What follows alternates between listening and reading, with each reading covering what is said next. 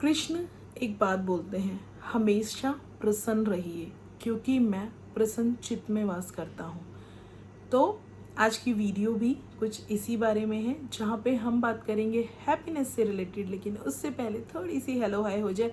Hello guys, this is ज्योति हुडा, जहाँ पे मैं अपने चैनल पे बात करती हूँ लॉ ऑफ अट्रैक्शन, मैनिफेस्टेशन, उनकी टेक्निक्स की और सेल्फ हीलिंग की। आज के टॉपिक जैसे कि आपको पता है हैप्पीनेस से रिलेटेड है।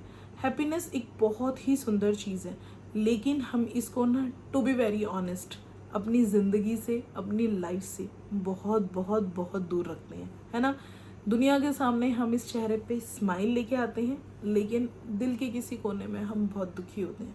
एक चीज़ जो मैंने समझी है गीता सार से, कि जब हमें कुछ चीज़ों के बारे में पता होता है ना, तो हम उन चीज़ों के लिए मेंटली प्रिपेयर होते हैं, और जिन चीज़ों के लिए हम मेंटली प्रिपेयर होते हैं हम उसे ईजिली डील कर पाते हैं, और जिन चीज़ों के लिए हम मेंटली प्रिपेयर नहीं होते हम समझ ही नहीं पाते कि यार कैसे करेंगे, कैसे होगा।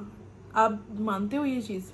आप कुछ भी करने वाले हो, आप कुछ भी सोचने वाले हो, एक पत्ता भी हिल सकता है आपके हिसाब से? नहीं हिल सकता ना। होना वही है जो माधव ने करना है, तो जो माधव को करना है उन्हें करने दो ना, क्योंकि उन्होंने तो सोच लिया है, वो तो अपनी योजना बना चुके हैं। हम तो कोई भी नहीं है उनकी योजना पे संदेह करने वाले, उनकी योजना के बारे में जानने वाले, क्योंकि वो जब जब हमारे लिए कुछ प्लान करते हैं, आज शायद आज वो हमें थोड़ा सा बुरा लगे, स्ट्रगल फील हो, कठिनाई फील हो, लेकिन वो हमें बेहतर नहीं, हमें बेहतरीन बनाना चाह रही हैं। उनको पता है हमारा सामर्थ्य क्या है, उनको पता है हमारा जीवन क्या है। इसीलिए वो कहते हैं कि मैं हमेशा प्रसन्न चित्त में वास करता हूँ। और इंसान हैप्पी तभी होता है, खुश प्रसन्न तभी होता है, जब वो इस चीज़ को, इस विश्वास में रह लेता है कि हाँ, मुझे परेशान नहीं होना, मुझे संभालने के लिए तो वो है। और उधर पहुंचने के लिए आपके अंदर एक सरेंडर की पावर होनी चाहिए। Surrender is a very important thing. मैं जितना अपनी लाइफ में फॉरगिवनेस को, जितना अपनी लाइफ में ग्रैटिट्यूड को एक इम्पॉर्टेंट रोल देती हूँ, जितना रोल मेरे माधव का मेरी ज़िंदगी में है, उतना ही रोल मेरी ज़िंदगी में सरेंडर का भी है। अपने आप को उनको सौंप दो। यार इस दुनिया में भी तो हम उन्हीं की वजह से आए हैं, उन्होंने हमें फेंका है ना यहाँ पे, तभी तो हम आए हैं यहाँ पे। ये ज़िंदगी उन्होंने दी है, तो इसे चलाने का तरीका भी वो हमें बताएंगे, और वो हमें हमेशा उस इंसान से मिलाएंगे जो इस प्लेटफॉर्म से हमें दूसरे प्लेटफॉर्म पे हमें अचीवमेंट की तरफ लेके जाएगा। और कभी कभी समटाइम हम इसलिए भी उदास हो जाते हैं कि एक इंसान हमारी ज़िंदगी में था, वो हमारे किसी भी फेज में हो सकता है, वो हमारे पेरेंट्स भी हो सकते हैं, हमारे फ्रेंड्स भी हो सकते हैं, हमारे सिबलिंग्स भी हो सकते हैं, या हमारा वो एक इंसान जिसे हम अपनी ज़िंदगी में सबसे ज़्यादा प्यार करते थे। गाइस, मेरे मम्मी पापा अब नहीं है, मेरे भैया अब नहीं है। मैं थ्रू आउट द पिछले 12 साल 13 साल मेरे भैया पापा की डेथ को होने वाले हैं, मेरी मम्मा की डेथ को 4 साल होने वाले हैं।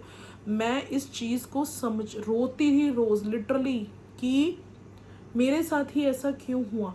बट अब जब से मैंने केशव को समझा है, मैंने माधव को समझा है ना, मैंने ये चीज़ समझी है कि उनका मेरी ज़िंदगी में रोल इतना ही था। और जब जब मैं उन्हें याद कर रही हूँ, मैं खुद को भी परेशान कर रही हूँ और मैं उनको भी परेशान कर रही हूँ। उनका रोल मेरी ज़िंदगी में इतना ही था। मैं ऐसा क्यों, मेरे को ये भी कभी कभी लगता था कि मेरे पेरेंट्स ने सारे रिलेटिव्स के साथ किया, मेरे साथ नहीं किया। But to be very honest, वो उन्होंने अपना कर्मा किया, उनके कर्मों का फल उनका है, मेरा नहीं। ये चीज़ भी मुझे ना माधव ने समझाई है। मेडिटेशन में इतनी पावर है, सरेंडर करो, उसमें इतनी पावर है। जब आप सरेंडर कर दोगे ना, तो हैप्पीनेस आपकी लाइफ में अपने आप आ जाएगी। एक्सटर्नल फैक्टर आपको जितना मर्जी परेशान कर लें, लेकिन इंटरनली जब आप हैप्पी होने लगोगे ना, गाइज आपको सच्ची बताऊँ, इसका एक सबसे अच्छा प्रूफ जो ये है कि आप ना, आपकी आँखों में, आपकी स्किन में, आपकी बॉडी में, आपकी सोल में, आपके माइंड में वो शाइन, वो रिलैक्सेशन, वो पीस आना शुरू हो जाएगा ना।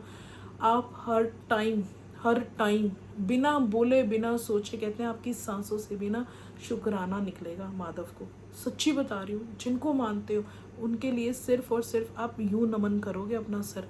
अपनी ज़िंदगी में हैप्पीनेस के लिए एक प्लेस बनाओ, और उस हैप्पीनेस के प्लेस को बनाने के लिए अपनी ज़िंदगी में फॉरगिवनेस, ग्रैटिट्यूड और सरेंडरनेस को प्लीज़ लेके आओ।